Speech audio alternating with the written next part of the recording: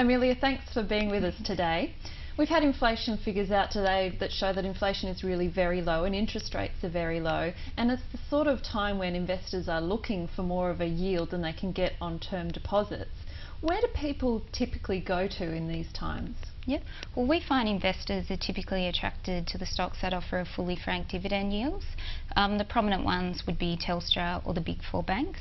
You can understand the attraction when term deposits are offering 3.5% or a little more depending on the term. We've got Telstra that's offering 5.8% fully franked, and that's 8% grossed up. So that's very attractive on relative terms. And what are the dangers, though, of following the market in that way?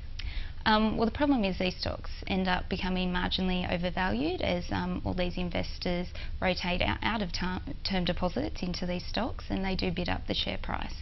So in time, we think these share prices will come back towards value, and there is a risk of capital loss. So what are some of the alternatives that people can look at? You could look at cash-enhanced ETFs, hybrids or stapled securities. Two we think find interesting at the moment is the Ethane Pipeline Income Fund.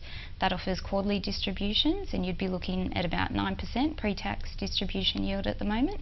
Or there's the Spark Infrastructure Fund. Now they look quite attractive. They're biannually payments, and you'd be looking at a yield of about 7%. Something to think about. Thanks for that, Amelia.